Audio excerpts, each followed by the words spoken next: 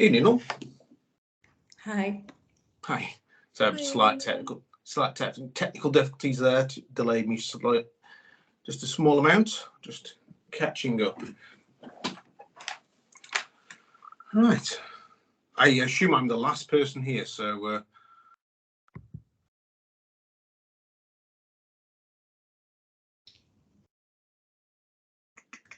yes, the silence is the answer. Okay. You've arrived fashionably late, Ian. Well done. Yes, indeed. Yes, it's really well done by me. It's just everything's just suddenly stopped functioning in a way that it's been functioning all day. But anyway, I think we've all been there, Ian. Don't worry, we've all been there. Fantastic. Okay. Well, let's just pile straight into it, I guess. We'll do the welcome and introductions.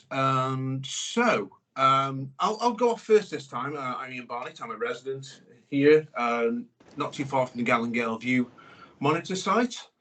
Yes, I've been asked again to chair this meeting.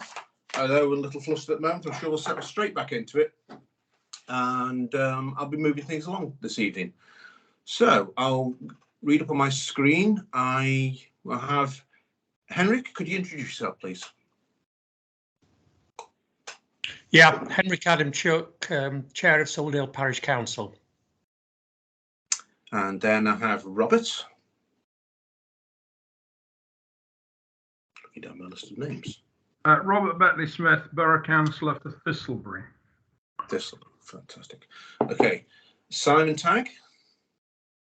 Hi Ian, good evening everybody. Simon Tagg, County Councillor for Westlands and Thistlebury. Okay, well, Wally's. Who do we have there for Wally's at the moment? I've got the camera on. Yeah, we're off. John Clues, Technical Director for Wally's Quarry. Good evening, everybody. Nigel Bowen, Chief Executive Officer for Wally's Quarry. Paul Hillman, Operations Director, Wally's Quarry. So we have three there. I've on a smaller screen, so this is my backup device. Steph. Evening, I'm Steph Talbot. I'm the Borough Councillor for Norton. Fantastic. I've just got Councillor A. Could you introduce yourself, Councillor A? Is that me, perhaps? Yes, I believe so. Yeah. Let's have a full list. Rupert Adcock, Borough Councillor for Silverdale. Okay. And we have Angela. Hi, I'm Chair of Thistlebury Residents Association. Okay. And we have Amanda. Hi, Amanda Morgan from Regulatory Services at Newcastle Council. Okay, that's all my large icons. Oh no, I obviously note taking. Could you put for one of those days? Could you remind me of your name again? Do apologise. Yeah. Hi, it's Michelle, and I'm here on behalf of Wally's Quarry. Apologies for that. Okay, I'm down to this small icon, so I'm assuming these. This is just chosen by the app. I didn't choose you to have small icons. Nesta. Good evening, everybody. I'm Nesta Barker, Head of Regulatory Services at the Borough Council. Okay. Neil. G. Good evening, everyone. Neil Goodin from Staffordshire County Council's Planning Regulation Team. Okay. Clive. Yep. Hello, everybody. Clive Wall. I'm from the Environment Agency's regulatory team, and I've taken the place of Mukhtar Sheikh, who used to attend these meetings from the Environment Agency. Mukhtar has now left the Environment Agency. So, well, I hope he's doing well. Yeah. Okay. The app very helpfully shuffled icons around as that was happening. So have I missed anybody?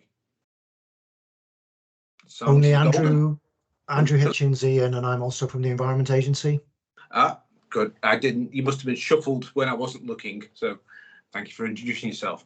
Right. So, do we have any apologies that we need to? Moving on to item 2. Apologies. So, apologies. Do we have any apologies? Say apologies one more time. I think it'll make sense. The only apology I've received is from Celia Jarrett, because she's got something different to attend tonight that was quite last minute. Okay. Well, actually, I moved on to item 2 before I finished off. My usual spiel regards how we're trying to get this efficiently run through. This ostensibly is a forum called by Wally's Cry to basically hold all interested parties to account, and we ask questions.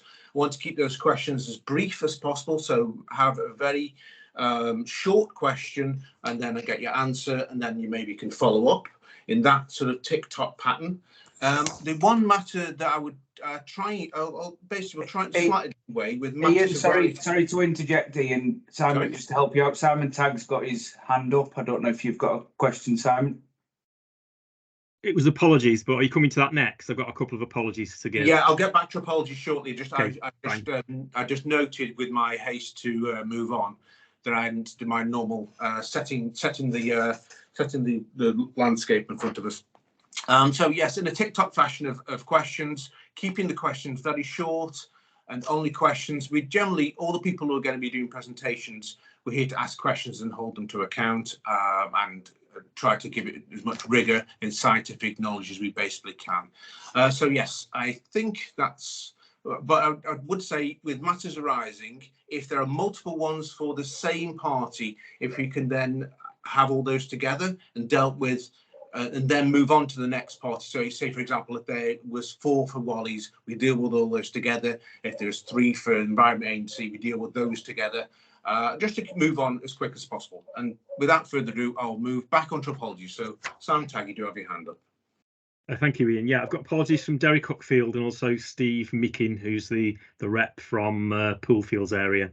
Okay, fantastic. So noted. The minutes of our last regular meeting, which is item number 3, they've all been circulated to interested parties. I assume they're taken as read. If we agree with those minutes, any against those minutes? I'll look for hands for against. So I'll take the minutes as read and agreed. Moving on to item 4, matters arising. Any matters arising? Wally's, I see your hand is up. Yes, a couple of things from me. Thanks, Ian. First of all, there were some actions from the last meeting. One was to put a copy of the pest management plan on the Wally's Quarry website. That's happened. Second one was to make sure the video link was shared. So the video link was shared and we could see that people had watched that, and that was on the Borough Council website as well. And there was 2 requests for a follow-up on the MJCA report, and that summary email was dispatched. And then I just wanted to raise a point regarding minutes. It's not our intention to continue doing written minutes now that we've got the recording posted. I presume that everybody is comfortable with that. Sorry, could I intervene here? Could I say I am not comfortable with that? I think written minutes are very important, and they're all part of the transparency and accountability and scrutiny functions of a meeting. So we have an objection to that point from Angela. Any response to that, Wally's? Well, I can only suggest that we then put that to a vote, I would think. What do you think? I think all we'll do is we'll take it away and give it some consideration. The reason that we're doing this, or the reason that we're proposing this, is that how long did it take us to get those written? Incredibly laborious. It takes about 10 or 11 hours of moderation and listening. And that is because what we're still producing alongside the video is we are producing verbatim minutes. Verbatim minutes, yeah. So we will. Sorry, Angela, please don't interrupt while they're trying to give you a response. Just wait on a moment for the full response. So it's a significant amount of time to watch the video end to end, and for somebody to write verbatim minutes of everything that everybody said. If people are happy that we provide a set of minutes, and we're happy to do that, but they would be an abridged version of the meeting rather than a verbatim record. Okay. So you're suggesting we should vote on this? Well, depending on I think Nigel's offered a kind of middle ground where if there are meeting minutes, They are ones that are a summary of the meeting rather than verbatim, with the verbatim being covered by the video. I think that should give people if people are concerned about the content of the meeting, that should give people there's a reference point within the actual video itself. There are two other hands up, Ian, just in case you. Yeah, basically, I don't want to get too tied up on this point. Now, are these hands up related to this item alone? We'll get on to matters arising in a moment. So Robert, you have your hand remaining up, so I assume it's regarding this point. Yeah, well, I've got a matter arising under 4. Okay, we'll get on to matters arising momentarily. We're still dealing with this point about the minutes. Simon Tagg, you had your hand raised for an item on this. Yes. Yeah, no, thank you, Chair. No, I agree with a transcript of the meeting that is generated by Teams being used. I think the detailed minutes, which is really not necessary then, because we do have a full transcript of the meeting. I'm sure Angela would be okay with that. I'm sure that would be what we've had previously when it wasn't recorded. I think it was a full transcript of the meeting that was put out as minutes. So I don't see it as much of an issue with cracking on as the company say on this. Okay, I'm going to propose that this mid-ground that was suggested by Wally's would be acceptable. We'll keep it under advisement. All of those against, and we'll be looking for majority to not move on with this matter with the rest of the actual important items we have this evening. So, Robert, are you objecting with your hand up, or are you just leaving your hand up previously?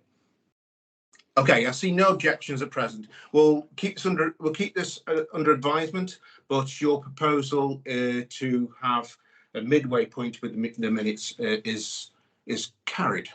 So back onto the rest of the others matters arising under item 4. Could I have hands up for that if you have? Okay, Robert, unfortunately, you were beat to the punch by Andrew. So Andrew, you have a matter arising.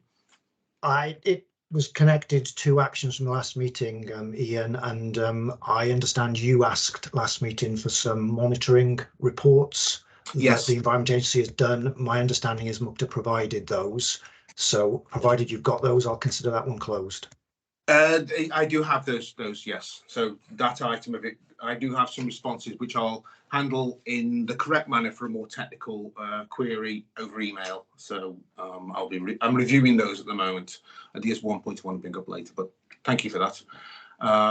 Is that your point? Thank you. That's me done. Your matter arising, or matters? Sorry, is that me? Yes, that's you, Robert. Fine, thank you.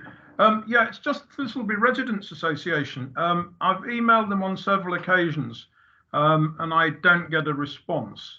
So I'm really asking Red, are they satisfied that the Thistleby Residents Association, which is represented here by the chair of SAME, is actually representing and putting the views of the Thistleby residents? I believe this has been looked into. Yeah. I'll take this one, Ian. Yeah, there was some comments. I think Nigel's been looking into this matter, I believe. Yeah, as well. We had some comments at the last meeting about the very same, Robert. I've looked into this and we've reviewed the membership of this group against the requirements of Section 106, and we're happy that it complies with the Section 106 agreement. Okay, thank you. Sorry, could I respond to Councillor Bettley-Smith? I think it would be useful if this liaison meeting wasn't being used to some political whatever it is. Angela, I don't think this is matters arising. Sorry? I don't think it's strictly matters arising. I don't want an argument to kick off. The matter has been questioned, the matter has been answered. Can we move on, please? Right, I have to be strict on this. Maybe we could be here all night. I have a matter arising. Matter arising, please, Anne. Thank you. Sorry. Can I raise it now? Absolutely. All right. Okay. Right. This is just, I mean, unfortunately, Derek Hackfield isn't here, but it is relevant in that he questioned my questioning. And I think limiting people's questions if they are relevant, is about scrutiny, accountability and transparency. It is not about being a nuisance. It's not about being nitpicking. It's not about being disruptive. Asking questions is very important for the scrutiny process. And even the chair of the county council, the leader of the county council, is saying that councillors should be doing more scrutiny than they are.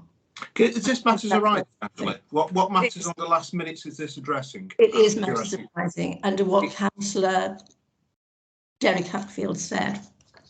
Oh, on the comments he made in the last minutes. Yes. Right. Who was that directed towards? Sorry, he's not here, so I'm just raising it.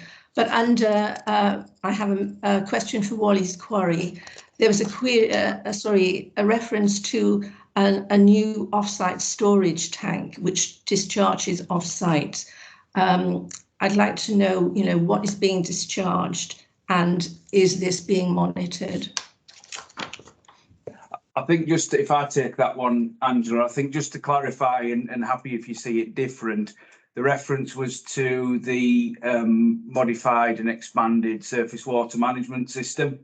So it's not a tank, it's a series of 2 lagoons that channel, and I actually cover it off in the presentation later, that channel surface water from capped areas and discharge against the 2 permitted discharge points within our permit. Does that satisfactorily answer your question? Yeah, no, that's fine. I have one for the Borough Council. This was about the noise complaints from lorries. Is the Borough Council able to differentiate between other heavy traffic noise and those going on and off the site? And have they kind of followed up that query? And secondly, did the Environment Department address the issue that Councillor Bethley Smith raised about rat infestation on the Gypsy Traveller site? Given that the Wally's Quarry have a policy for pest infestations, and apparently rat infestation on their site was rated as low, and this would be something I would imagine for the Environmental Department or the managers of the site, which is Aspire. And did Councillor Bethley Smith take that forward? And the last one was for the EA. Can you maybe wait for a response? Oh, okay, yeah. Right. I think it was just to Robert, Bethley Smith. That about rats, I believe. Yes. Yeah, if you want to respond to me, I did actually raise this in the context of, was there a plan for dealing with it, and there was a plan for dealing with it, and I was told it was being dealt with. I haven't had any subsequent reports of an issue since the last meeting. But who was it being dealt with by? It's not an issue for the landfill site.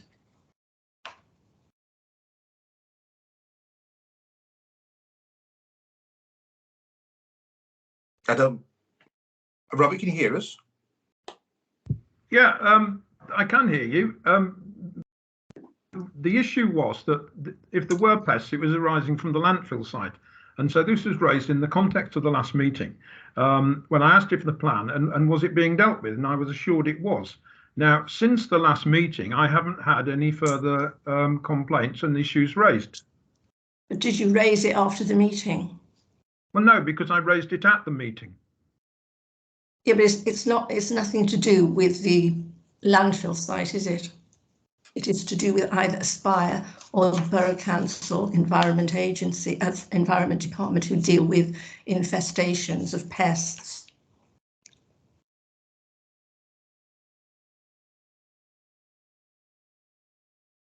Would you agree it's one of those 2 points, Robert? Well, the issue that I raised at the meeting was that there was pests arising from the landfill site. And so I raised it in that context. Was there a plan? Yes. Was it being dealt with? Yes. And since then, I haven't had any further complaints. So that would actually lead me to conclude that it's being dealt with, or the rats have miraculously vanished. Oh, that's the answer to my satisfaction, at least. Angela, you had a point to the Environment Agency? Yes. I mean, I haven't had my question satisfactorily answered, but never mind. We'll go to the Environment Agency. They were speaking about the Strategic Coordinating Group completing their discussion via the continuation of the monitoring on site. I don't know whether they've come to any conclusion over that, but I think we need to address that about whether the monitoring is going to go on after March. I just want to say it's in everybody's interest that it does, but we'll see that. But I also wanted to ask, is the Wally's Quarry part of this strategic coordinating group? Since Wally's Quarry, if there is an issue or a problem, a serious problem, they would be the first responders. So I don't know why they're not part of this committee, because it is supposed to be a committee of first responders. Okay, that's the two points to the Environment Agency. Could you respond, please? Yes. I can. I'm happy to take that, Ian. On the future of the mobile monitoring facilities, I've got some slides in my presentation, so I'll cover that there if everybody's happy with that. Yeah. In terms of the Strategic Coordinating Group, the Strategic Coordinating Group is something that is constituted of what they call the Category 1 responders, and depending upon the type of incident, that you can also bring in other Category 2 responders or other organisations. In the case of the Strategic Coordinating Group that's been formed because of the kind of odour incidents, Wally's wasn't part of that group. It is looking likely that the Strategic Coordinating Group will close shortly anyway. So I think given where we are, that's probably the position that will remain. Okay, is that all matters arising from you, Angela? Sorry, yes, I just wanted to say that the monitoring is quite important in that it kind of balances things, because it's supposed to be objective, whereas self-reporting is more subjective, and you need that balance between objective and subjective report, shall we say, and it just protects everybody. For example, the EA, the company, the residents, because you have that objective data, which sometimes you don't get with self-reporting.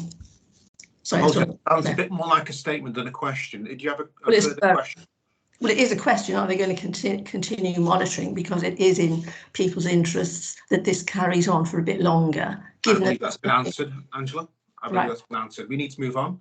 I did notice, I'm about to come to Simon Tagg, but I did notice that Wally's put the hand up. So is this an important interjection you need to put in?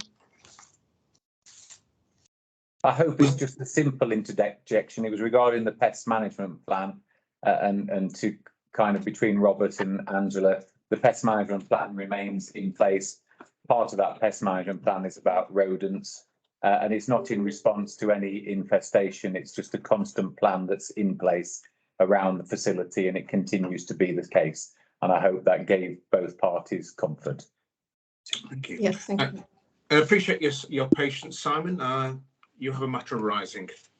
Yeah, a genuine matter of arising. I think what we just had is items that could be brought up in various places on the agenda, instead of being items of arising from the minutes that really aren't covered anywhere else on the agenda. I think everything that Angela's mentioned is covered elsewhere on the agenda, which she could have raised throughout the meeting, but that's by the by. I'd like to just ask the company, relating to the point that was raised by Councillor Betley Smith, relating to, I think it was Nigel at the last meeting, said that due diligence was going to be carried out on the membership of the committee. Could you please share with us the due diligence he's done relating to the Thistleby Residents Association that makes him of the mind that that group represents the residents of Thistleby, and that the representative that is on here who lives in Betley actually does represent the people of Thistleby?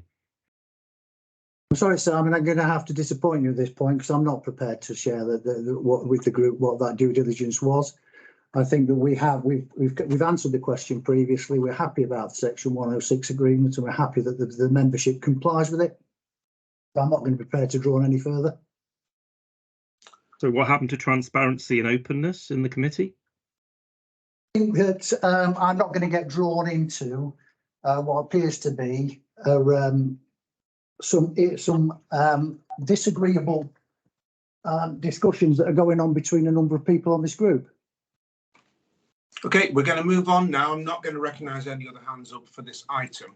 We would like to move on now. I believe everybody confirmed no matters arising apart from other argumentative comments. I will move on to item 5, which will be Wally's Quarry site updates. Thank you, Ian. Michelle, do you want to share the presentation for us, please?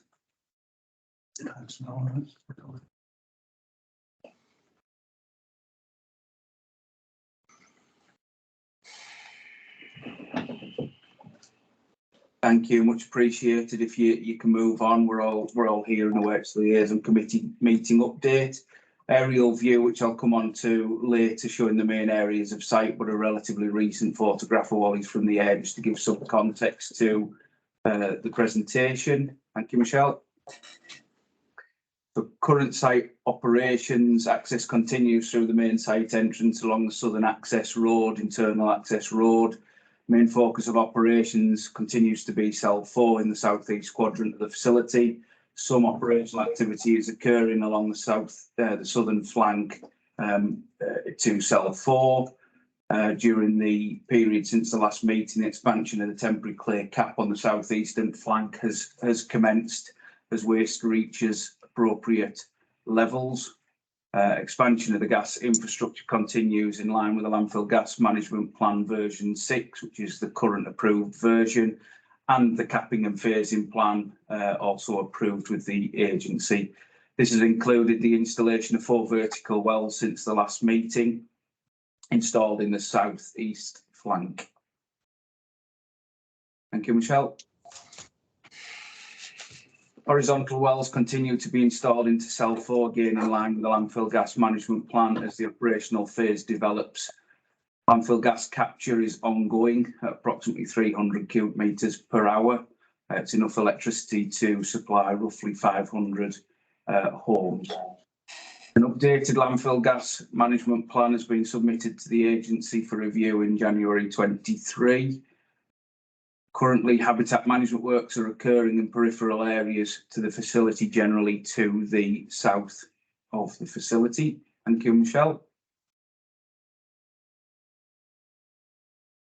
Leachate continues to be treated on site with good throughput levels seen through the treatment plant. Ongoing maintenance of temporary capping systems in line with the agreed CQA specifications are ongoing as areas are available in between our current levels of inclement weather. We touched on this earlier with Angela's question. Development of the surface water management plan continues with the creation of berms, bunds and channels. 2 on-site storage lagoons have been created, which allow us to buffer those surface water volumes prior to discharge to the 2 off-site discharge points. Bird and pest control, again touched on earlier, is currently on the winter schedule, so that includes noise deterrents, distress calls, gas guns, rockets as needed, and the use of raptor birds and lures where appropriate. Thank you, Michelle. Current site operations, planning application to open the site prior to our main commencement of operations at 7 o'clock and open the site gate at 6 o'clock was approved. That has now been implemented in line with that application. We continue in regular liaison with Newcastle Borough Council and sharing of really relevant information on a monthly basis and through the month. And latest information can be found at our website at wallysquarry.co.uk. Thank you, Michelle. And I think that is it. And we'll take, oh no, apologies, I'm jumping to conclusion too quickly. Aerial photograph of, similar to the one at the front of the show, showing the areas of site which are capped. The newly capped area is to the bottom of this image marked temporary clear. There's a roughly triangular shaped area which is now being temporary capped in there. Thank you. Capping and phasing plan, no change to the presentation last month, showing our direction of travel, how we're infilling that southeast and southern flank. Thank you, Michelle. Future operational plans, continued operations in cell 4 aligned with the capping and phasing plan, continue installation of cover materials above phase 1. So this is the materials coming in above the capped areas, the permanently capped areas. Development of the landfill gas management plan that I touched on earlier, that is awaiting comments back from the Environment Agency. There's a couple of engineering projects will start commencing soon. One is sidewall engineering to the southern flank. That's to increase the engineered void space available. And there's also plans to do some permanent and temporary capping works to the east and to the west and southern flanks. Thank you, Michelle. That is now the final slide of the presentation. Thank you.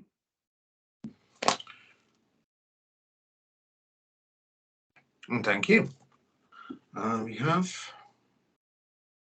if you can get back to the screen. Ah, fantastic. I did see Henrik's hand come up. Any others in sequence? No, Henrik, I believe you have the floor at the present. Thank you. Thanks for that presentation. Just a couple of points. There was a bit of inconsistency in one of the numbers that you quoted.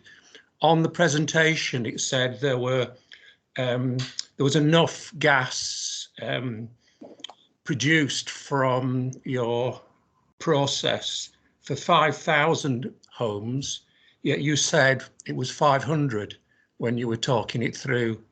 So it's one or the other. So that's the first question.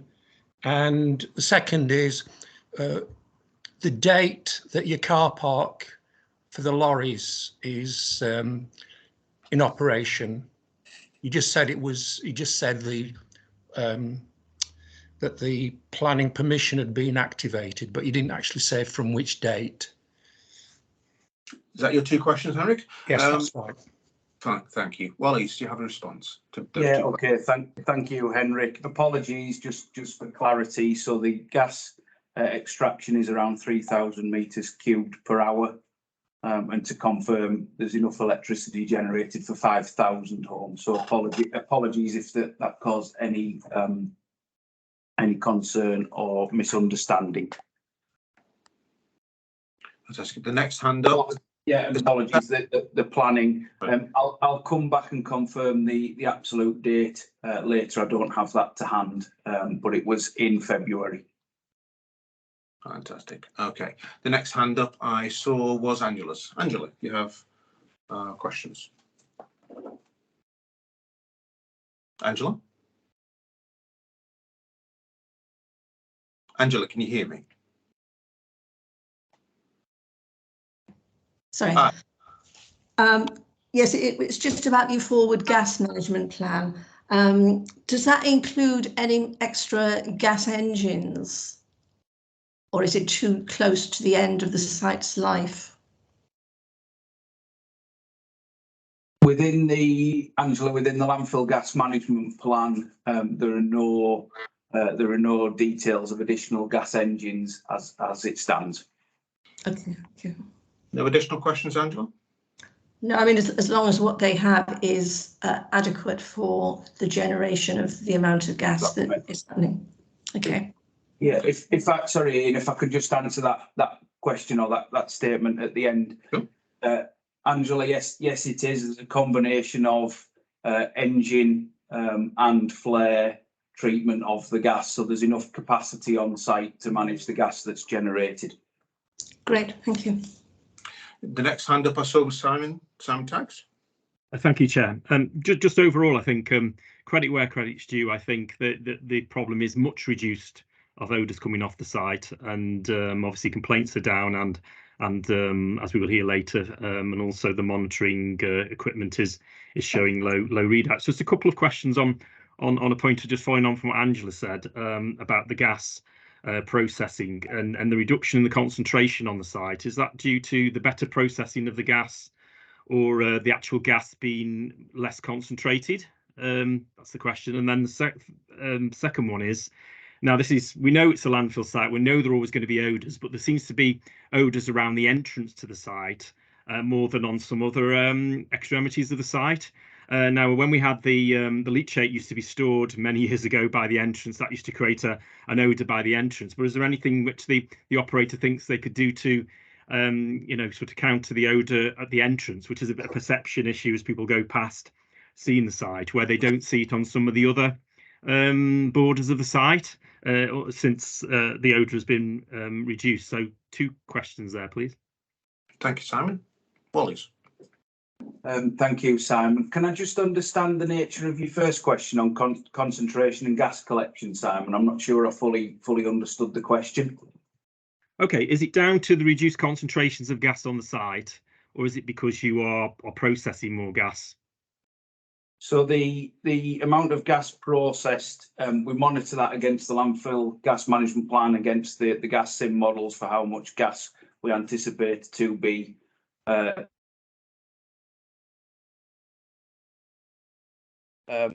it's quite a complex, quite complex model. Thank you, Nigel. In terms of how we control and capture, so that includes mechanisms for permanent, temporary capping. As I touched on in the presentation, you can see the extent of the temporary capping currently and permanent capping across site as a proportion of available space to cap. So all those mechanisms help us to capture and then control and route gas to the gas utilisation plant and capture that and make sure the efficiency and the effectiveness of that system is high. I hope that answers the question. In terms of your second question, the site entrance question, we installed some pin wells in that area, local to that area along the flanks, and we'll take a view, take your comments on board. But we have installed some additional infrastructure in that area. Thank you. Okay, I see no additional hands up, so we'll move on to item 6, which will be the Environment Agency's update. Thanks, Ian. Michelle, are you able to put the slides up?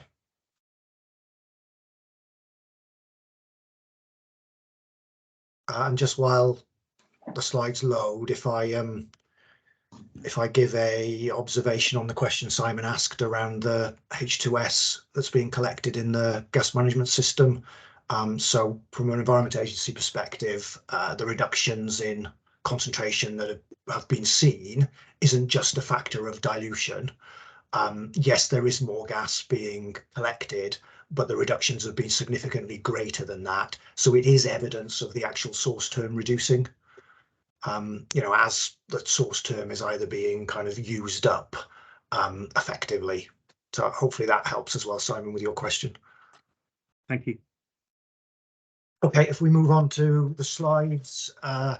So my first slide, and I think Simon referenced this in what he said around the generally improving picture. This is a slide that demonstrates the exceedances of the hydrogen sulfide odour threshold across the months from the monitoring having been started. Those are the bars you can see, and you can see the 4 bars representing the 4 different mobile monitoring facilities. MMF9, the one in Gallingale, is the yellow one, and that's been the one that has generally picked up the highest exceedances. And you can kind of see from the pattern that you see in those slides that certainly those figures are reducing and reducing fairly substantially. If you look at this last winter we've been through, December, January, February, the bars are significantly lower than they were the preceding winter, and we don't have the monitoring started in March 21, but again you can see how much lower they are than in the period kind of in early spring 2021. The blue line is the complaints data, and again you can see the kind of pattern there, with the complaints now being at the lowest levels effectively that we've seen through the life of the monitoring. I think February, where it's 233, has been actually the lowest month that we've recorded, and March's complaints are heading in a similar direction. So all in all, that's obviously an improving picture, and we've done a little bit of work. I don't have a slide to demonstrate it today. I'll probably bring that to the next meeting when we've got the full winter. But that compares the levels that we're seeing now with levels that we saw in earlier monitoring campaigns. So there were earlier monitoring campaigns in 2017 into 18 and 2019, and the figures that we're seeing now are very much kind of comparable with those that we saw then. If I move on to the next slide, this is the daily kind of granularity of the number of complaints that we receive and have done in the days since the last meeting.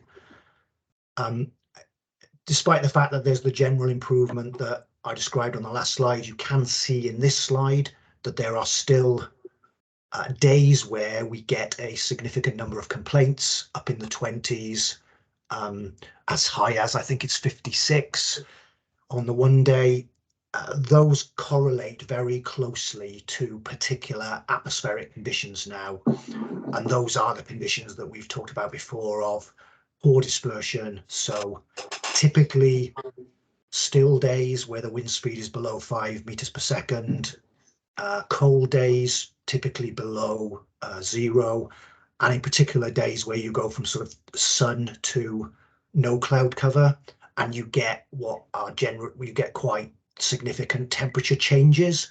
So typically if you see the temperature change more than about 5 degrees on a cold day, you know, we are seeing some problems in the kind of night through to the morning under those conditions. And for those of you who've been to our website, we've kind of got a video now that explains it in terms of the kind of katabatic flow effect that we do see.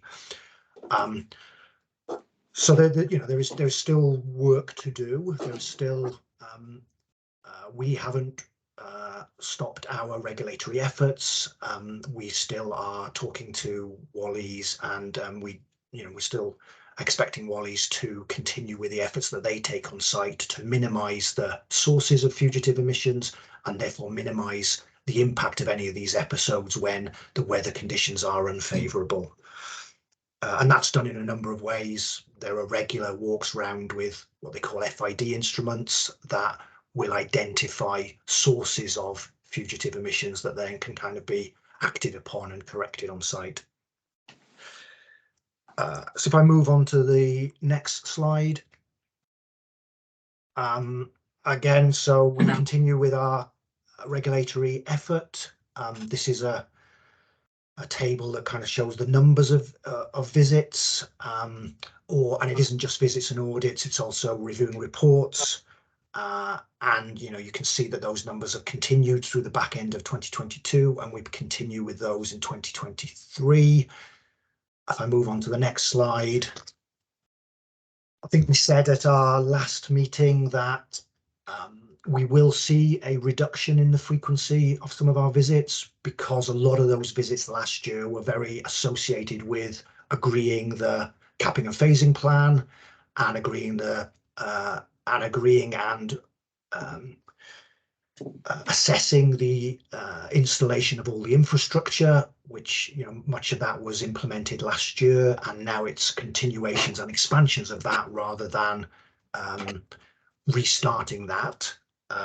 In terms of sort of work that has happened recently or is upcoming, over the last couple of months, we've done a repeat of the waste acceptance and pre-assessment acceptance audit that we did originally in May. And we're just in the process of collating all those results before we share them with Wally's. We will be doing work into next quarter looking at particularly leachate management on site, leachate levels and the kind of leachate management system. Paul mentioned in his presentation there's a major technical piece of work being done now around the submission of the latest landfill gas management plan that Wally's have provided to us. If we move on to the next slide, this is the granularity of the exceedance of the odour thresholds by week. So this is just a different view of the graph I showed you earlier, and again you can see what I'm describing in terms of some of these periods that are linked to weather. So we commence in the 5th of December and we commence on the 12th of December. For those who will remember back to that, that was that particularly cold spell where Newcastle under Lyme saw temperatures kind of as low as -10, and you can see the corresponding higher values there around the exceedance, particularly at Gallingale, but also it was picked up on the other monitors. And again, there was another cold period in the middle of January, and you know, they stand out as the points where we saw the higher number of complaints in the slide I showed you earlier.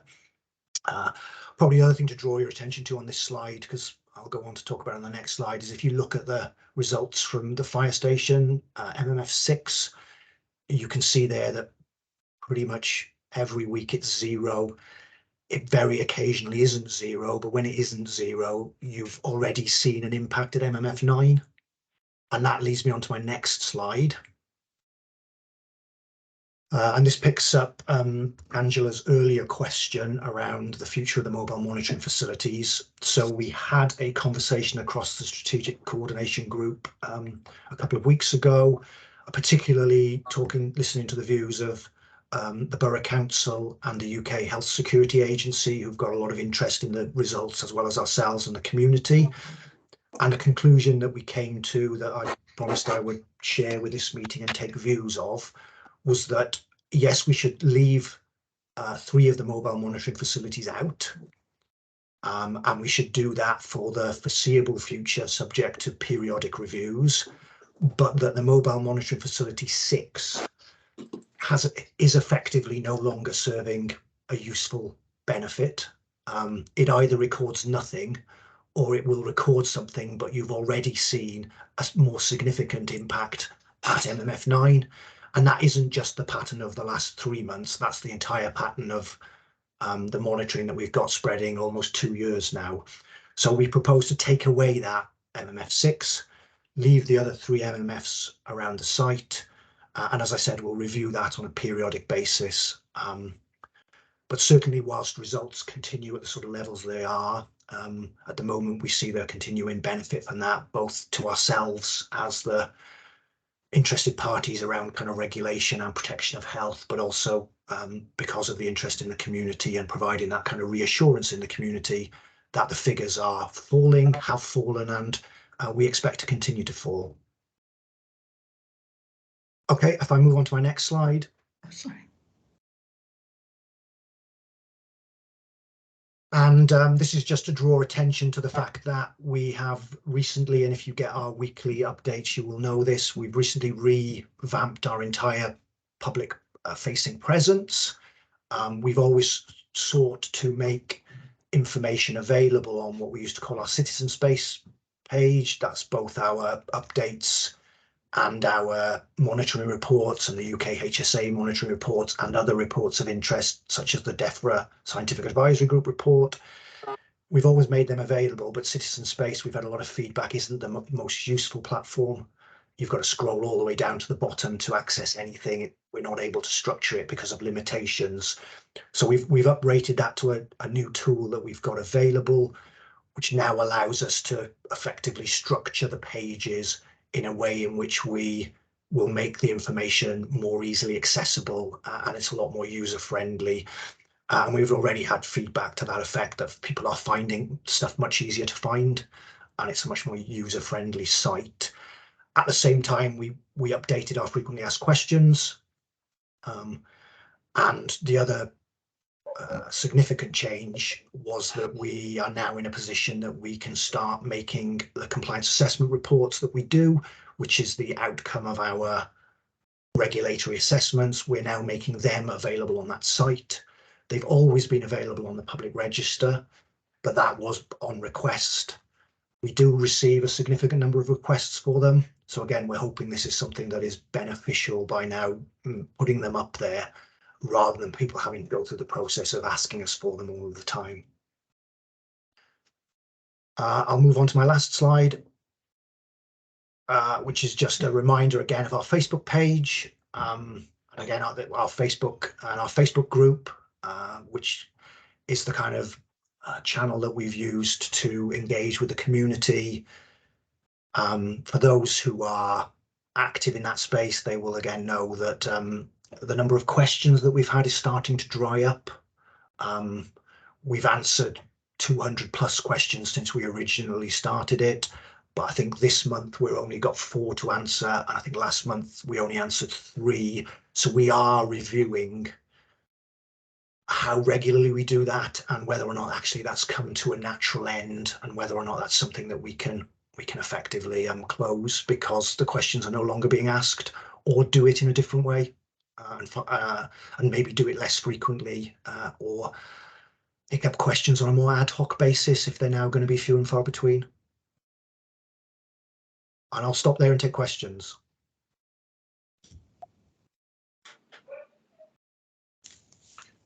Okay, I already see screens expanded.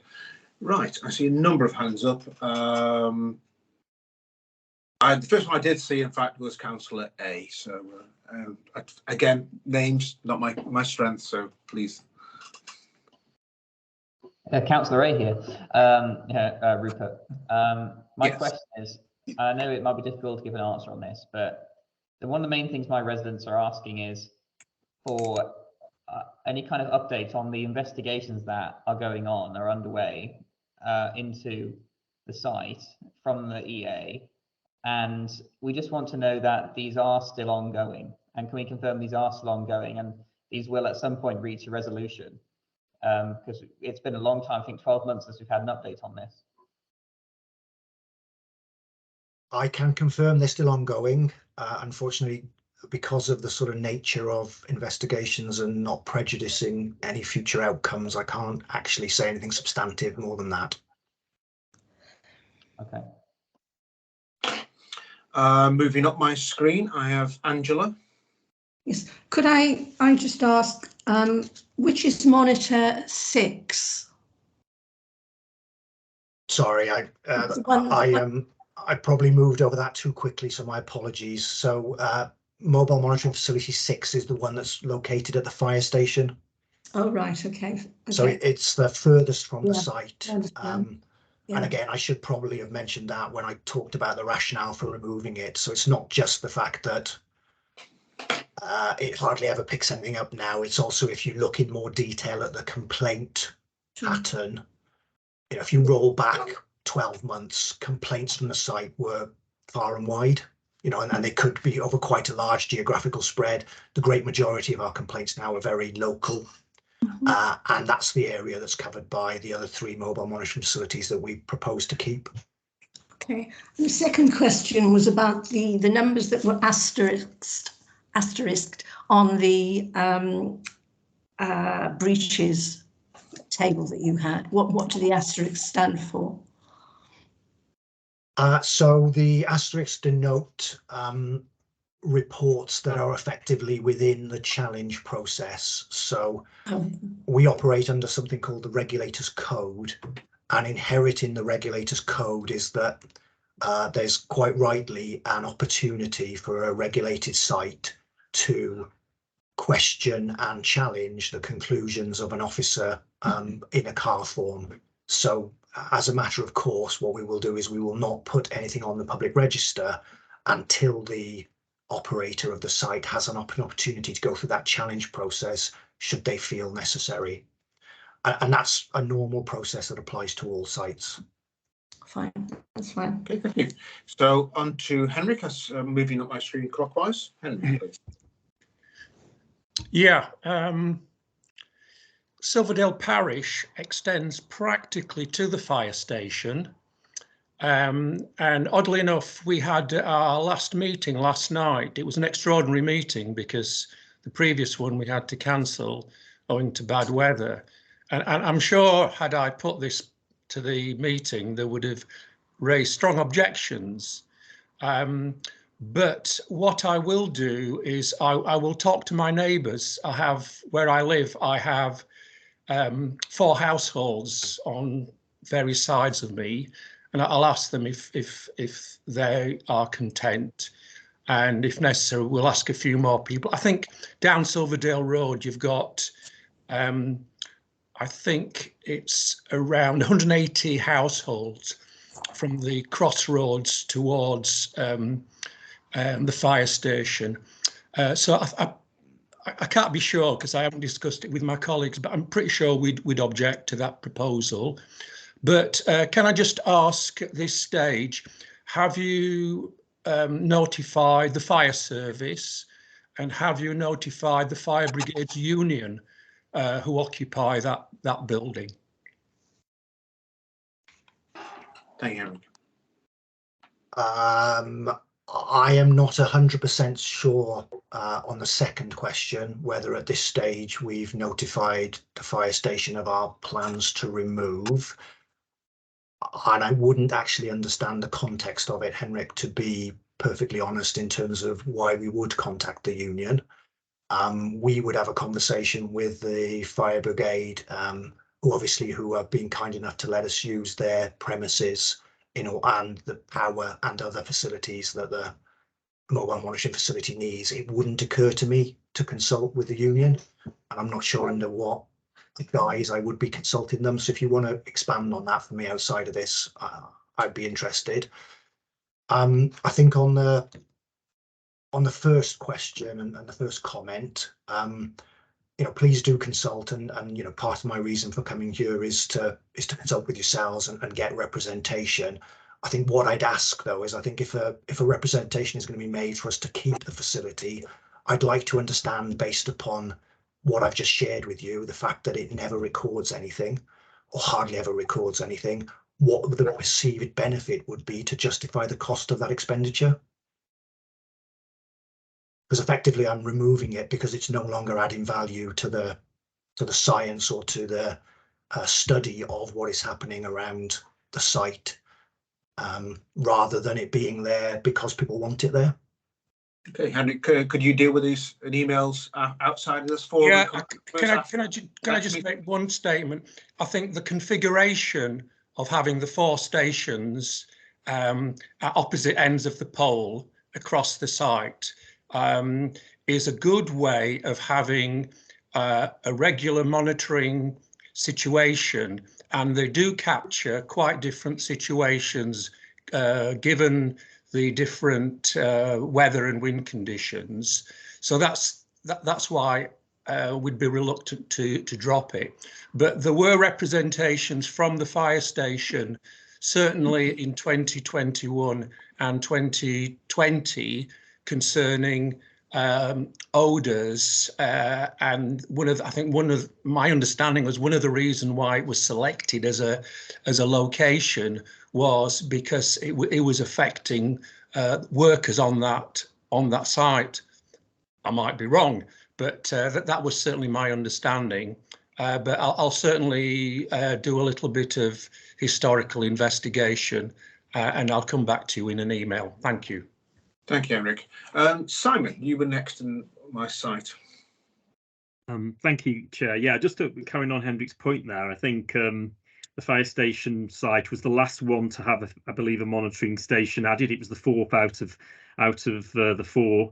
I think it was put in for the reason that the fire service had some concerns about when they were filling up the oxygen or something. It was potentially some of the odours and the chemicals could be getting into that, so their respiratory equipment, which was the concern there.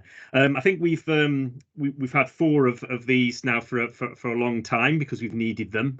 I think a previous representative of the EA in this committee has said we've taken them from all over the country, and we've got more monitoring stations here than they have anywhere else in the country. But that's for good reason, because of the problems we've had with this site.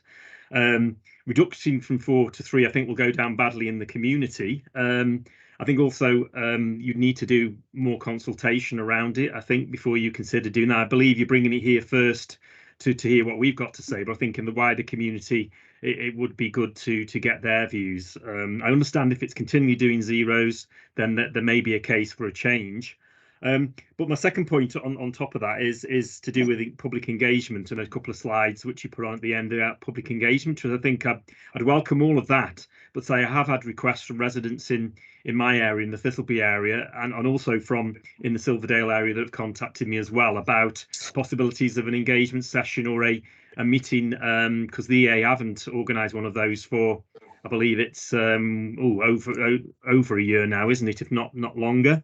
So I think that would be a good time to do that. I think if you're beginning to sort of change the way you're monitoring, also with the improvements we've seen, to actually communicate that to residents as well, the EA, and also to update them on other things when you can, such as what Councillor Rupert just talked about as well. So I think that there's much. I think the public would would appreciate that the EA was open to more engagements, and I'm sure the other partners such as the borough and the county council and the health would all come along and join that. So it's something I've just asked Andrew if he's open to that, and if the EA open to that. Andrew?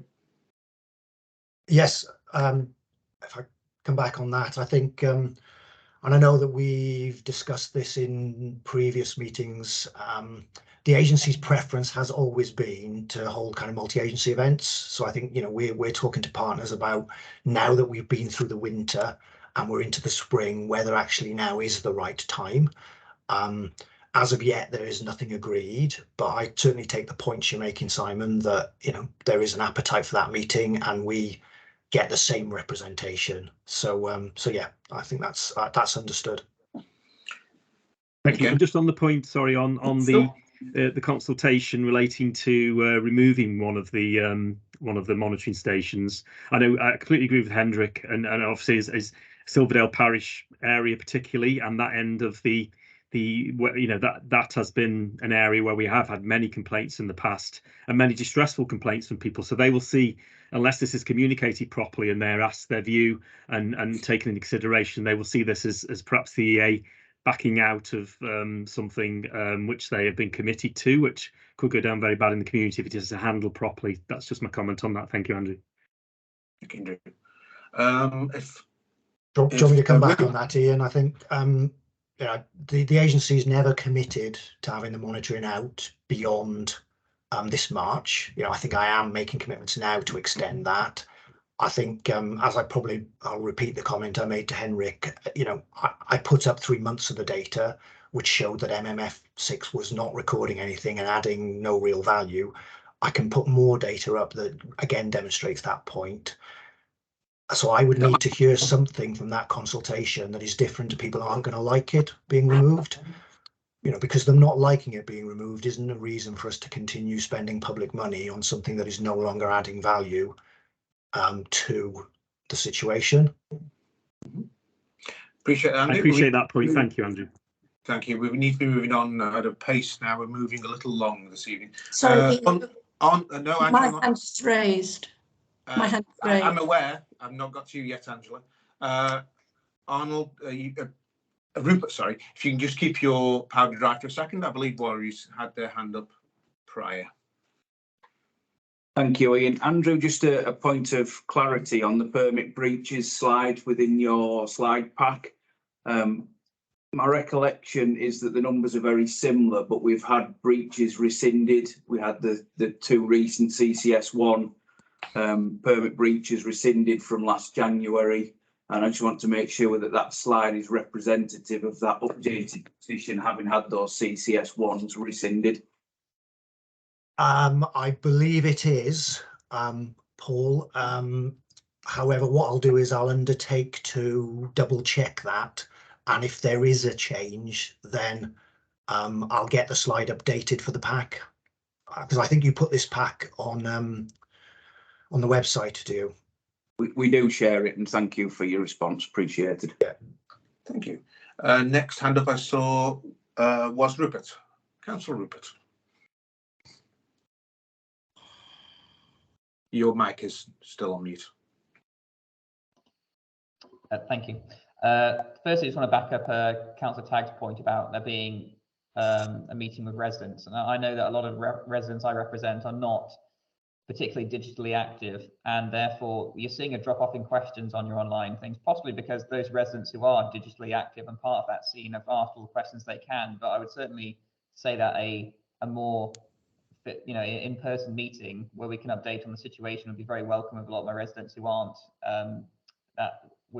too familiar with digital technology. But my question is, I've looked at the new website and I think it looks, I really like it. I like the new website. I think it's very well laid out and easy to find stuff.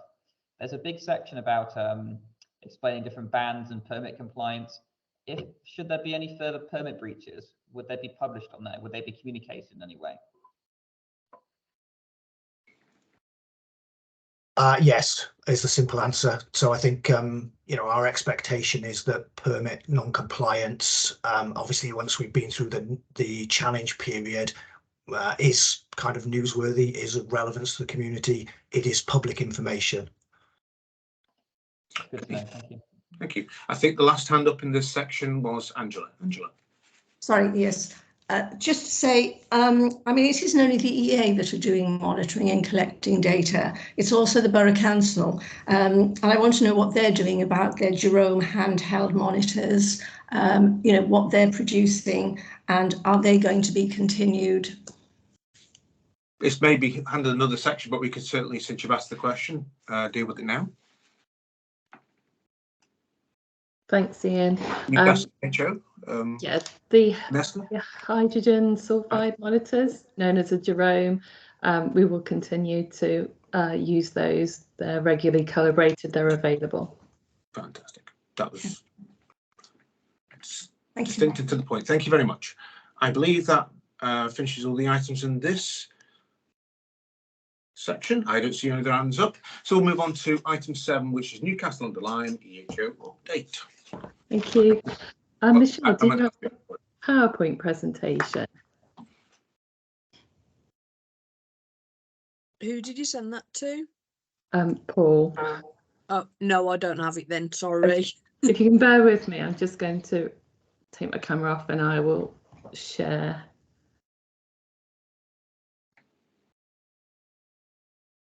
Depends if you have the privileges, unfortunately.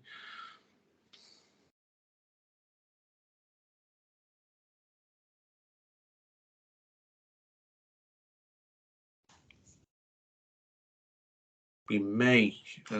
Oh, Amanda does seem to have the privileges. Good.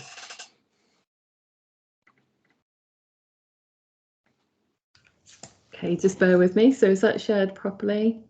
It is indeed. Right. So in terms of odour complaints, and we look at the last 3 months, so December through to February, we can see that the data shows that the odour complaints have reduced significantly in February. We went from 129 in January down to 47, and we can see the same trend downwards in terms of the highest number of complaints that were reported on a particular date.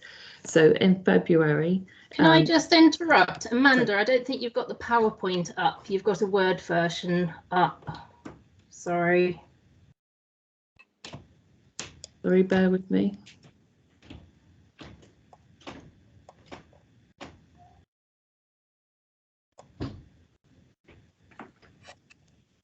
I'll go back to my original.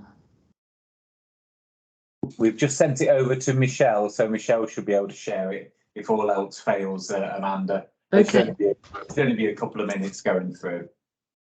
Thank you. Thank you for that. You're welcome.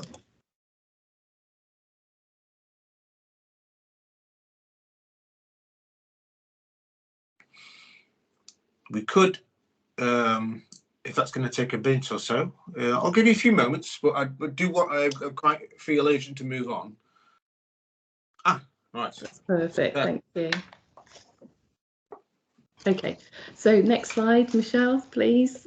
Thank you. So the odour complaints over 3 months, as I said, from December through to February, we can see that they've reduced significantly in February, down to 47.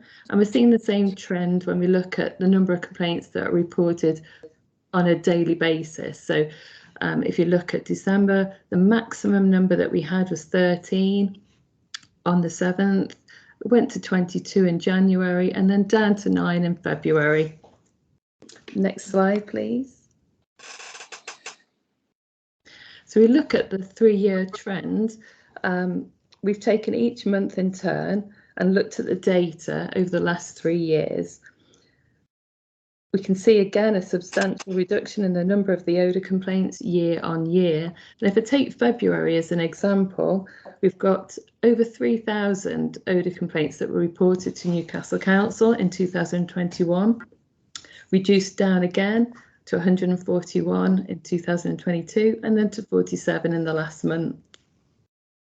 Next slide, please. And looking at the most recent monthly data, so February, the bar chart shows the number of complaints that were reported every day.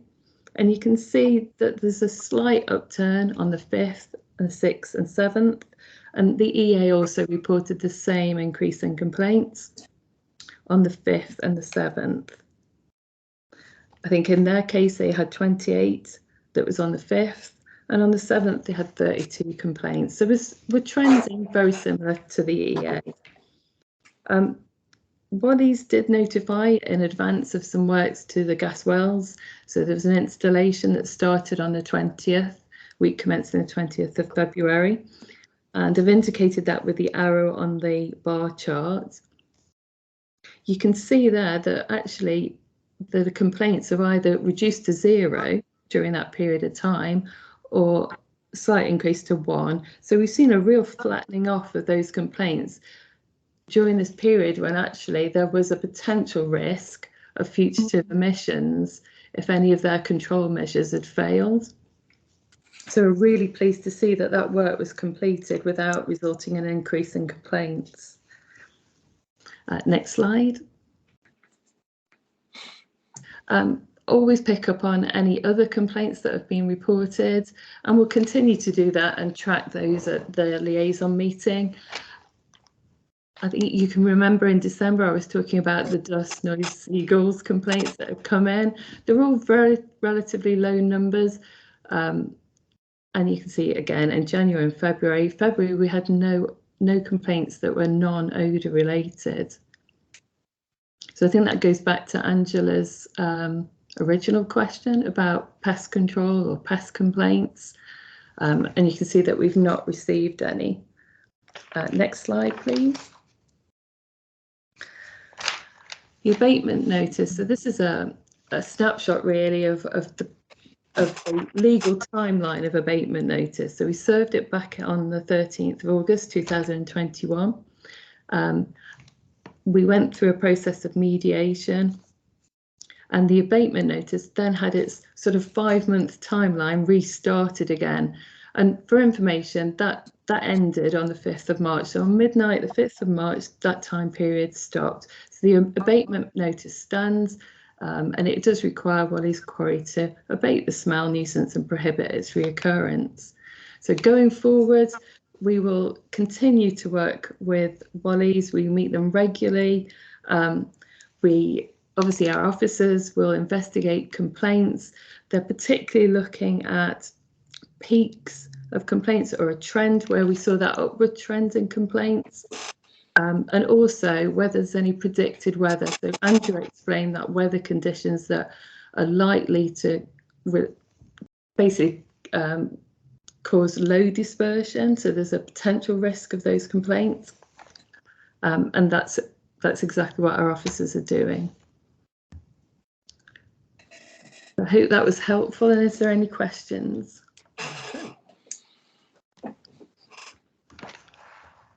You may be getting away scot-free. No, I see a sudden flood of hands. They're finding the button, obviously. The first hand I saw go shoot up was Angela's. Angela. Sorry, just to ask a slightly contentious question, but can you differentiate between what might be vexatious complaints and genuine complaints? I mean, do you match up all the available variables in terms of addresses, locations, complaints with the EA and so forth, so you have a full picture? I mean, what I would hate to see is that, this issue is being used politically, and there is, I believe, an election coming up soon. Angela, please keep to the pure point of your question and not add additionals, please. Sorry, Amanda. Sorry, it is all relevant, Ian. Sorry, Angela, I just reassure you that we do liaise with the Environment Agency regarding complaints, and also our officers would only act on a substantiated complaint which is valid. Fine, good, thank you. Thank you, Angela. Is that all your points? Yes, thank you. Thank you.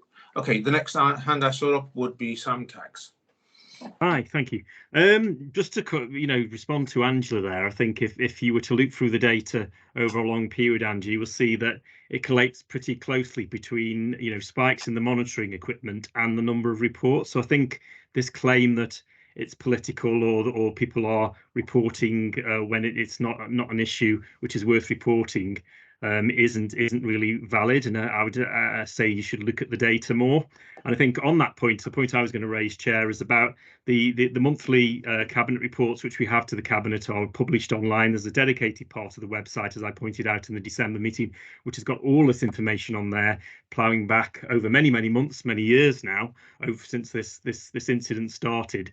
And I think it's well worth looking at, and it will be continually updated as we go forward. And it will include that Jerome equipment monitoring results, which I think it was looking at Nesta now. I think it was at our January cabinet or probably February cabinet that we had the latest data on the Jerome equipment from the monitoring, and that will continue. And the pledge of the Borough Council to do that, it will continue. Just my last point was the early warning system, for want of a better name, which was agreed as part of the legal agreement for the abatement notice between the Borough Council and the operator. Has been seen to work. I think it was as we saw in the data, and it was a black line put down by Amanda when it was a public statement made by the operator that was able to be used on social media and on other things to say there may be some issues. That public awareness and that public alerts has gone down very well with people to know what's going on. As we saw, there wasn't any sort of spike in complaints. That may have been because people thought, well, we know something's going to happen during this weekend because work is being carried on the site. And I think if that had been in place, for the last couple of years, people would have been a lot more comfortable with the fact that things are going on site that may cause an odour if they knew about them. I think that's one of the things from the abatement notice, which is a good development, and one of the things I hope which will continue. And I know the company and the council are committed to continue to do that as and when there are works on site that may lead to odour increases or the perception of. Thank you. Thank you. Nesta, I see your hand came up. Thank you very much. I just wanted to come back in terms of the discussion with regard to the drones. Councillor Tagg is right. We have reported that the outcome of that monitoring to Cabinet, and the results are available on our website. But we have also changed the way that we are using the drones. They are there, they are available, but we're not installing them in people's homes. We're using them to support officer visits, so that we can get spot measurements that way. The reason for that is akin to the fire station, really. We have been installing them in people's homes, and the results that we've been getting has been around the threshold of the detection level of the machines, and therefore the results aren't really showing us anything. So we're trying to use them in the best way that we can. So there has been that amendment, Angela, in terms of how we are actually using them. Thank you. I see. Oh, a hand just last moment there. Councillor Rupert. I was about to move on, but you have the floor. Thank you. Yes, I'd also just mention first, the vexatious complaints is a ridiculous notion. I think, if anything, it's. You're frozen there. But also, in terms of the Jerome devices, if you look for the updates from the Health and Wellbeing Environment Committee, we also have regular updates on there about the use of Jeromes each time we meet about Wally's Quarry updates, and that's also publicly accessible for people to go on and see the updates in terms of how we're using those Jerome devices as well. Thank you. Angela, just really after the last point, could you put your hand up? Yeah, just pointing out that it looks as if the Borough Council are also reducing their monitoring because it hasn't been showing what it was hoped to be showing in the same way that the EA are reducing their monitoring. So I don't see what the difference is in terms of reducing monitoring. Monitoring is useful if it's showing data that's useful. Okay, thank you very much. I think we can move now on to item 8, which is Staffordshire planning update. Right, yeah, the significant change really from our side since the last meeting was that on the 9th of January, we issued the planning permission to allow the waste carrying vehicles to park onto the internal haul road from 6 AM. We had notification from the operator in accordance with the conditions on that they intended to implement that permission as of the 24th of February, which I think is probably the date that Henrik was asking about earlier. And obviously I can't officially confirm as to whether vehicles actually entered the site during that period on the 24th, but that's the date that they'd notified us of the intention to implement that permission. So that's the date when we'll sort of treat it as it was implemented. We've not had any complaints or comments regarding vehicles particularly or any other issues really since the last liaison meeting. But we continue to do our routine monitoring visits to the site. The last one was earlier this week, Monday the 13th, which didn't raise any particular issues of concern. I think that's probably all I need to say at this point. Thank you, Neil. That was very, very brief. Thank you.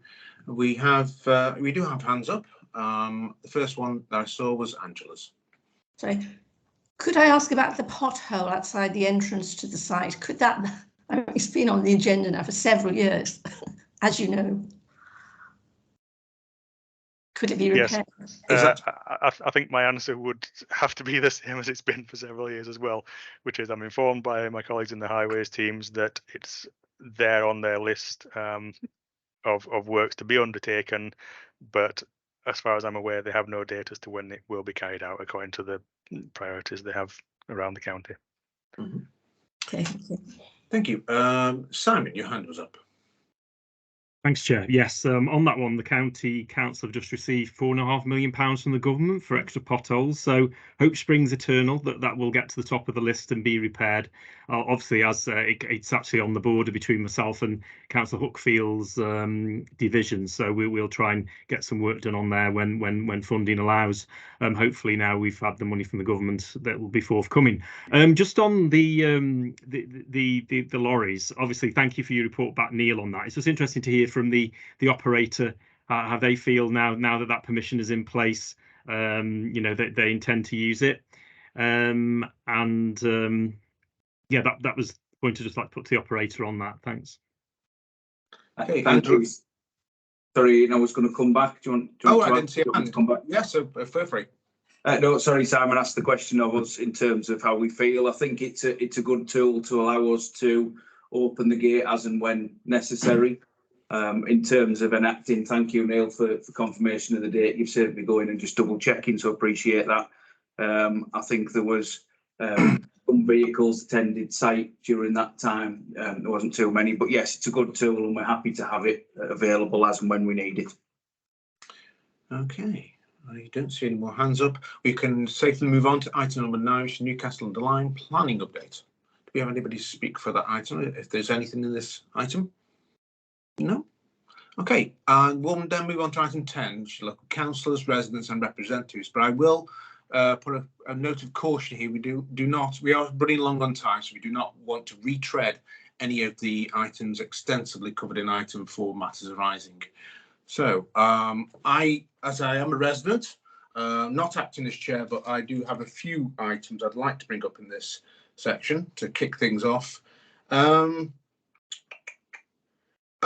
Towards the point of MM6 being decommissioned because of obvious reasons from a scientific point of view, I do agree that from a scientific point of view, I don't see any relevance as a diagnostic tool any further.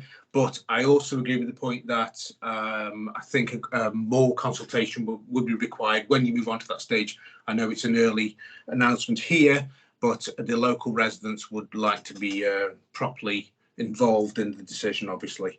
Oh yes, there was one item that I was starting to read the technical documents.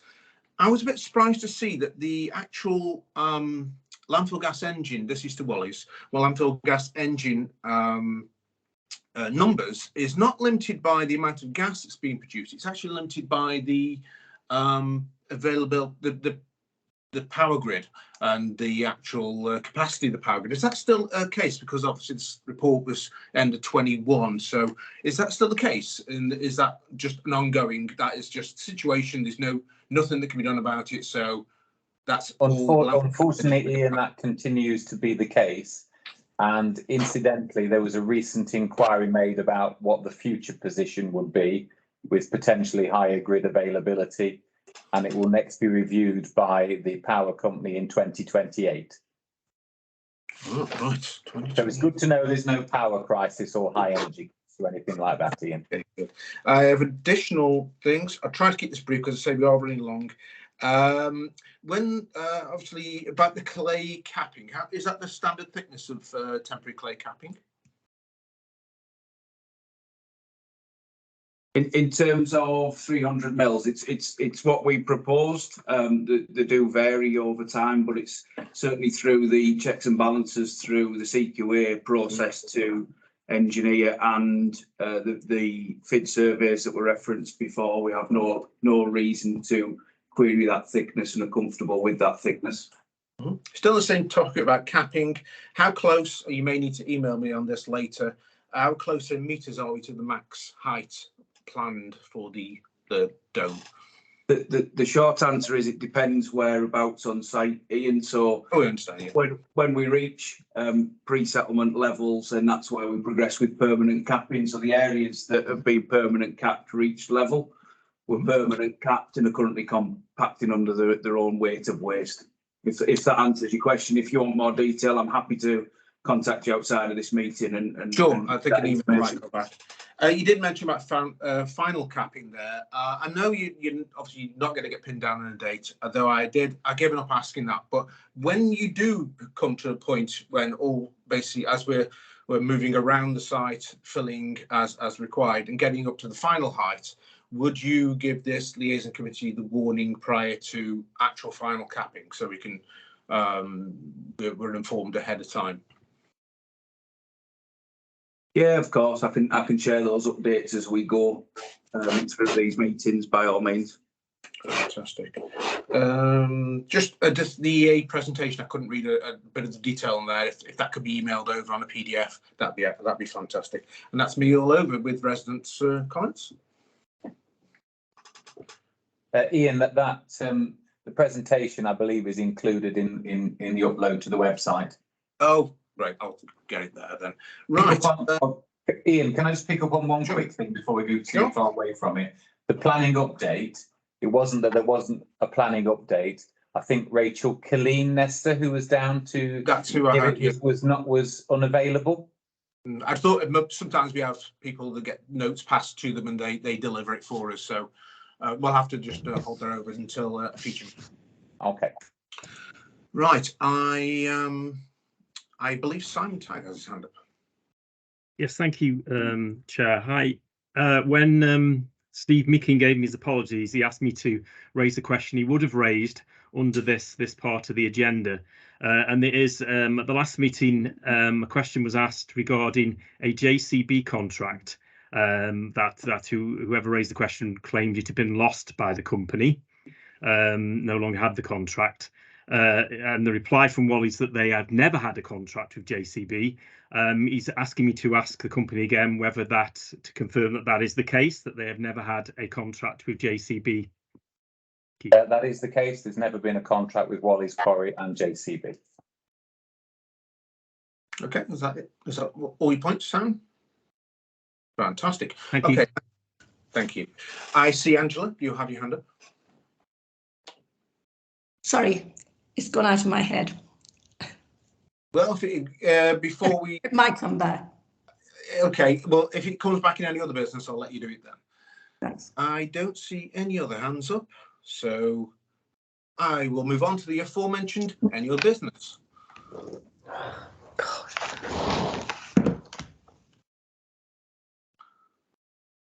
Do we have any other business? I don't see any hands up, and unfortunately, that question is alluding Angela's meant to be present. I see Simon Tagg's hand up. Hi. No, it was just you said earlier, Chair, that you were again chairing this meeting, and as though it wasn't an official thing, and you were doing it from meeting to meeting. I think it should be, if I remember rightly, when the terms of the committee were updated, it was that there'd be an elected chair installed, and I think it's about time we did that. And that, I'd like to nominate you if you'd like to take on that role, and perhaps at another meeting we could do that as an item on the agenda. I think there is a process to go through for that, and I think as long as you're willing to do it, Ian, I think you're great carry on chairing it and do it on an official basis. So you don't have to say at the start of every meeting that you're just chairing it for the moment or whatever. But again, that's up to you if you put your name forward. But I'm just looking at the company who administer this committee, whether they think that's a good idea that we make it on a sort of a permanent basis. Our view is of a slightly different historical position.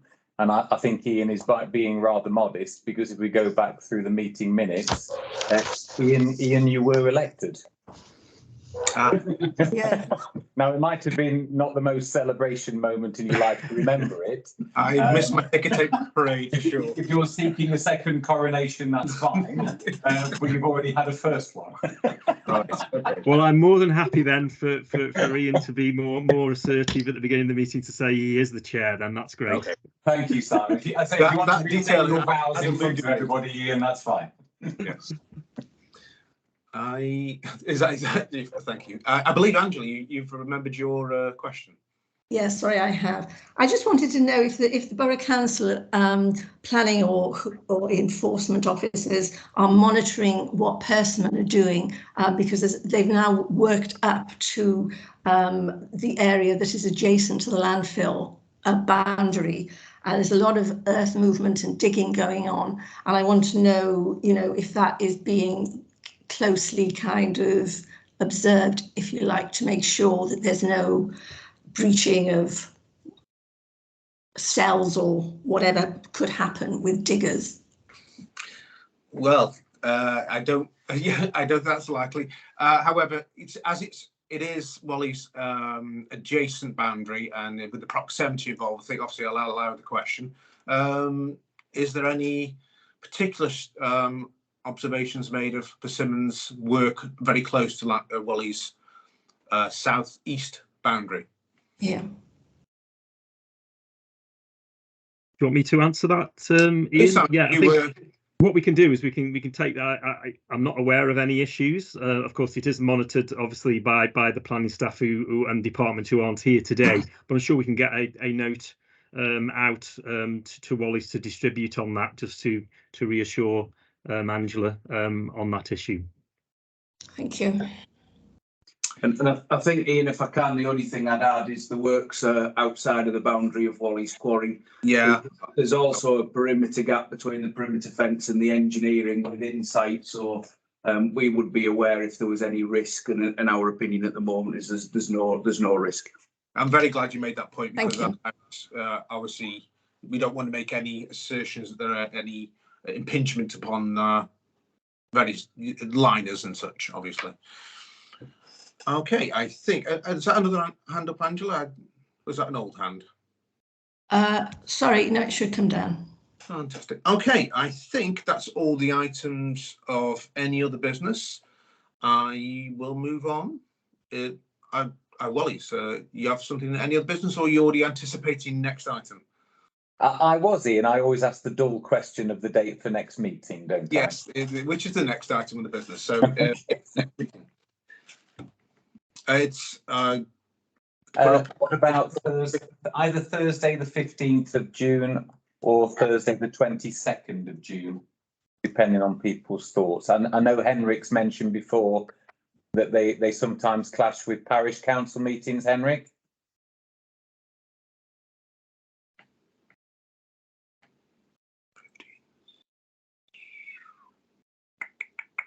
Henrik or Celia, is there a clash on either of those days? 15th is fine, and the next day is fine. Okay, put your hand up if there's any objections to the 15th. Okay, Councillor Rupert. Any objections to the 22nd? Put your hand up, please. Okay, I see no hands up, so I think by default we've chosen the 22nd. Okay, thank you. 22nd, that's in. Okay, so, and thank you all, everybody, for giving us quite a nice, lively meeting this time. I think we moved on running a little longer than we normally do, and but I think we've addressed all issues.